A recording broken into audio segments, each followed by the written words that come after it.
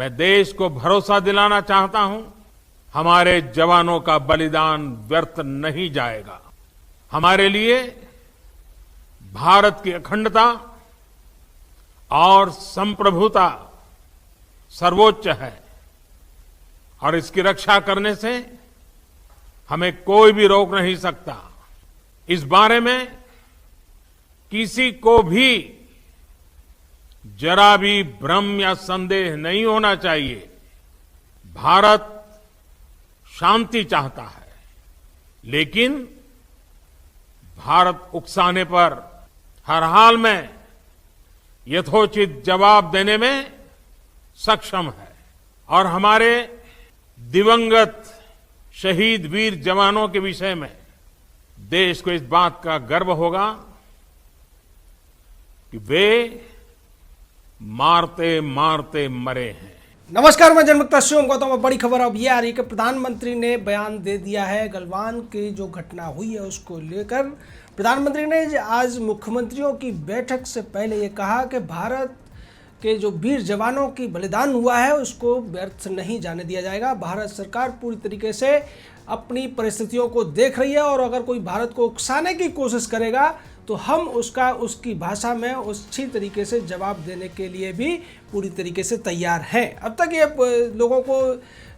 सवाल उठ रहा था कि प्रधानमंत्री इस पर क्यों नहीं बोले, लेकिन आपको याद होगा पुलवामा की घटना के बाद भी प्रधानमंत्री इतनी जल्दी नहीं बोले थे, लेकिन जब बोले थे तो उससे उनकी मंशा और सरकार की मंशा क्या है ये स्पष्ट हो गई थी। और आज जिस तरीके प्रधानमंत्री ने ये घोषणा की है कि अगर कोई पड़ोसी देश को उकसाने की कोशिश करेगा तो भारत अपनी क्षमताओं के अनुरूप उसको जवाब देने की भी तैयारी कर सकता है, जवाब देना जानता है। और ये बात कह के आज प्रधानमंत्री ने पूरे देश को आश्वस्त कर दिया है, उन लोगों के मुंह बंद कर दिए हैं जो ये कह रहे थे कि प्रधानमंत्री अब तक चुप क्यों है। प्रधानमंत्री अगर चुप थे तो उसकी वजह यह थी कि सरकार ने सेना को तैयारी करने के लिए पूरा छूट दे दी है और उसके तहत बड़ी जो अफसर हैं, चाहे सीडीएस जनरल बिपिन रावत हो, जनरल मनोज मुकुंद नरवणे हो या नौसेना वायुसेना प्रमुख हो, ये सभी बैठक कर रहे हैं और उसके बाद सेना पूरी तैयारी कर रही है। तमाम जो रेजिमेंट्स जो स्ट्राइक कोर हैं उनको सेना के अपने अपने टुकड़ियों को लेकर जो पूरी लद्दाख से लेकर अरुणाचल तक सीमा है उस पर जाने के लिए कह दिया गया है। सभी जवानों को तैयार रहने के लिए, हाई अलर्ट पर रहने के लिए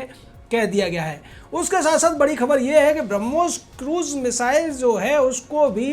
क्लियरेंस दे दी गई है कि अब वो सेना को, वायुसेना को मिल सकती है और इसके मिल जाने से भारतीय सेना की जो ताकत है वो बहुत ज़्यादा बढ़ जाएगी, क्योंकि ये हवा में, सतह से हवा में मार कर सकती है और हवा से हवा में भी मार कर सकती है, हवा से सतह पर मार कर सकती है। तो ये क्रूज मिसाइल है और इसकी जो गति है आप समझ सकते हैं कि ये सुपरसोनिक गति का 3 गुना है, जिसको कि 2.8 मैक बोला जा रहा है, यानी कि 3 गुना आवाज़ की गति से मार कर सकती है ये 300 किलोमीटर तक। और अगर सुखोई भी जो लड़ाकू विमान है उस पर इसको लगाया जाता है तो ये 3000 किलोमीटर की उसकी रेंज है, उससे मार करेगी। निश्चित तौर पर इसको क्लियरेंस देने की वजह यही तनाव था और यही वजह है कि आज मेजर जनरल स्तर पर भी बैठक चल रही है भारत और चीन के मेजर जनरल के बीच में। लेकिन उस बैठक के साथ ही भारत ने स्पष्ट कर दिया है कि चीन ने जो गुस्ताखी की है उसका अंजाम तो उसे अब भुगतना ही पड़ेगा।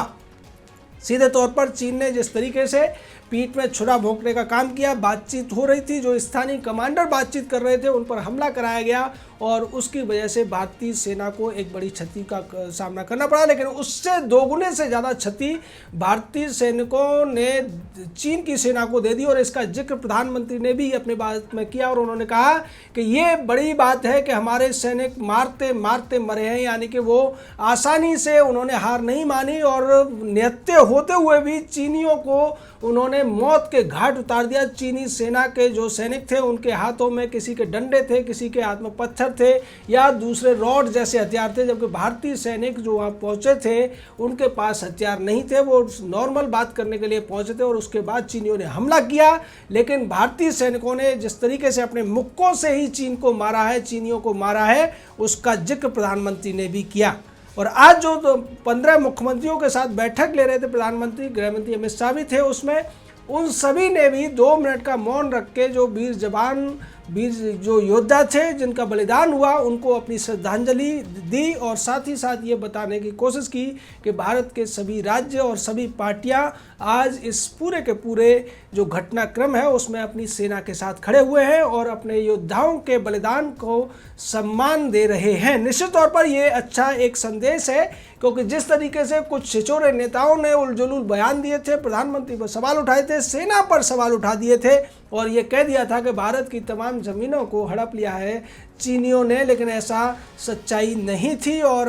जिस तरीके से 15-16 की रात को ये वाक़या हुआ है उसके बाद उन्हें अपने किए पर जो अपना जो बोला हुआ था उस पर शर्मिंदा होना चाहिए था, लेकिन वो ऐसा नहीं कर रहे थे और शर्मिंदगी की बजाय वो और भी ज़्यादा बातें कर रहे थे, सवाल उठा रहे थे उस दावे के ऊपर जिसमें ये कहा गया था कि 43 चीनी मारे गए हैं, उनका एक यूनिट कमांडर था वो भी मारा गया है। लेकिन बाद में इस बात की पुष्टि कई जगह से होने लगी और अभी चीनी मीडिया से एक खबर है कि चीनियों ने अपने जो कई वहाँ पर जो स्ट्रक्चर बना रखे थे जहाँ पर वो जमावड़ा था, उस जमावड़े से वो पीछे भाग रहे हैं। अब चीनियों को ये डर है कि कहीं भारत इस पूरे के पूरे जो घटनाक्रम हुआ है उसका आक्रामकता से जवाब तो नहीं देगा। और यही वजह है कि चीनी विदेश मंत्रालय की तरफ से झाऊ लिजियन ने भी बार बार ये कहने की कोशिश की है कि भारत को शांति बनाए रखनी चाहिए और अपने जो आक्रामकता को ठंडा रखना चाहिए, अपने सैनिकों को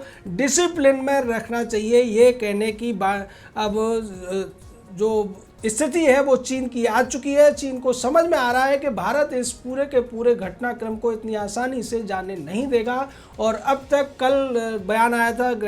रक्षा मंत्री राजनाथ सिंह का और आज जिस तरीके से प्रधानमंत्री का बयान आ गया है उससे स्पष्ट हो गया है कि सरकार अब इस पूरे मामले को बातचीत से इतनी आसानी से जाने नहीं देगी। भारत के जिन 20 जवानों ने अपना बलिदान दिया है उनके बलिदान को व्यर्थ नहीं जाने दिया जाएगा, ये वचन भारत के प्रधानमंत्री ने अपने देश को दे दिया है। और साथ ही साथ इसको लेकर 19 तारीख को जिस तरीके से ऑल पार्टी मीटिंग होनी है, 21 तारीख को प्रधानमंत्री राष्ट्र को संबोधित करेंगे और उससे पहले भी कर सकते हैं अगर ज़्यादा परिस्थितियां ऐसी होती हैं तो। और अब सेना ने उन 20 जवानों के नाम भी घोषित कर दिए हैं, नाम भी बता दिए हैं जिनका बलिदान हुआ है गलवान घाटी में। जो घायल हैं उनके नाम अभी सामने नहीं आए हैं, लेकिन 20 जवानों के नाम आ गए हैं, जिसमें सबसे ऊपर है कर्नल संतोष बाबू जिनका बलिदान हुआ था और जिनकी पहले ही खबर थी। और उसके अलावा नायब सूबेदार इसमें नुदुराम सोरेन है,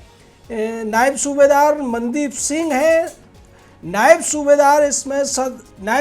सतनाम सिंह हैं जो पंजाब रेजिमेंट के हैं। उसके अलावा हवलदार के पलानी जो कि कर्नल संतोष बाबू के साथ ही जिनका बलिदान हो गया था, पहले ही दिन खबर थी। इसके अलावा हवलदार सुनील कुमार, हवलदार विपुल रॉय, नायक दीपक कुमार, सिपाही राजेश ओरेंग, सिपाही कुंदन कुमार ओझा, ये भी कर्नल संतोष बाबू के साथ ही बलिदान हो गए थे। सिपाही गणेश राम, सिपाही चंद्रकांता प्रधान, सिपाही अंकुश, सिपाही गुरविंदर, सिपाही गुरतेज सिंह, सिपाही चंदन कुमार,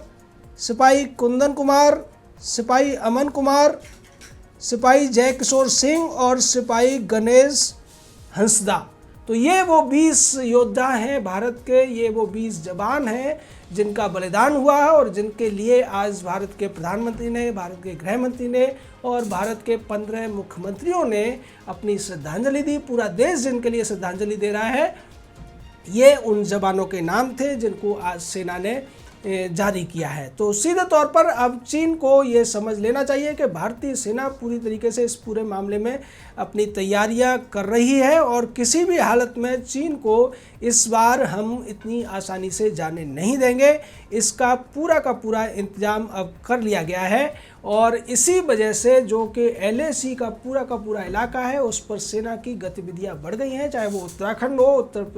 चाहे सिक्किम का इलाका हो या दूसरा नॉर्थ ईस्ट का जो इलाका है पूरा, उस पर भारतीय सेना की गतिविधियां बढ़ गई हैं। साथ ही साथ IBG को अलर्ट कर दिया गया है, माउंटेन स्टीयरिंग कोर को भी संदेश दे दिया गया है कि वो तैयार रहें और जो हैवी आर्टिलरी है या फिर दूसरे जो एक आर्मी का एयर डिफेंस सिस्टम होता है उसको अलर्ट कर दिया गया है। नौसेना से लेकर वायुसेना तक को अलर्ट पर रखा गया है, हाई अलर्ट पर। और उसके साथ साथ सीडीएस को पूरी पावर दे दी गई है। और जो स्थानीय कमांडर हैं, जैसे कि कर्नल जो बिहार रेजिमेंट के कर्नल संतोष बाबू थे, जो स्थानीय स्तर पर जो कमांड होती है, जो सीओ होता है, उसको भी पूरी छूट सेना की तरफ से दे दी गई है कि अगर परिस्थितियां ऐसा आपसे अपेक्षा करती हैं, ज़रूरत पड़ती है, तो आप सीधे तौर पर पावर का इस्तेमाल कर सकते हैं। अभी तक ये था कि भारतीय एलएसी सेना को ये आदेश था कि वो एलएसी के ऊपर गोलियां चलाने की उसको अनुमति नहीं थी, उसके अलावा वो कुछ भी कर सकती थी। लेकिन अब चूंकि स्थितियां ऐसी हो गई हैं,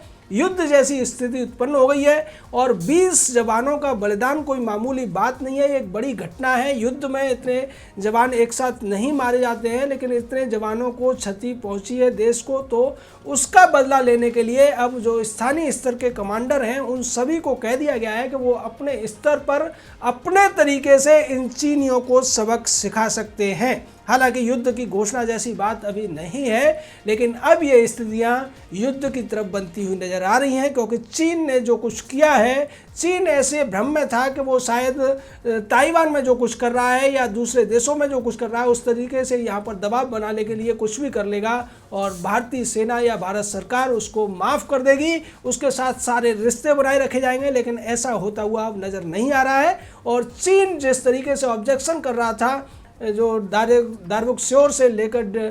दौलत बेग ओल्डी का रोड था, उसकी भी वजह यह थी कि काराकोरम का जो दर्रा है, जो वास्तव में है तो भारतीय इलाके में ही, लेकिन अक्साई चीन में पड़ने की वजह से चीन इसको अपना होने का दावा कर रहा था। चीन तो अभी भी ये कह रहा है कि गलवान घाटी पूरी उसकी है, भारतीय सेना ने उस पर अतिक्रमण किया हुआ है। लेकिन वास्तविकता ये है कि एलएसी के इस पार का पूरा इलाका भारत के कब्जे में है और उसमें भारत अब चीन को नहीं घुसने देगा। अगर चीन ऐसी जरूरत करता है तो उसको परिणाम भुगतने के लिए तैयार भी रहना होगा। भारतीय सेना जवाब देगी और भारत की जनता भी आर्थिक मोर्चे पर चीन को उसकी नानी याद दिलाने के लिए तैयार बैठी है। जय हिंद,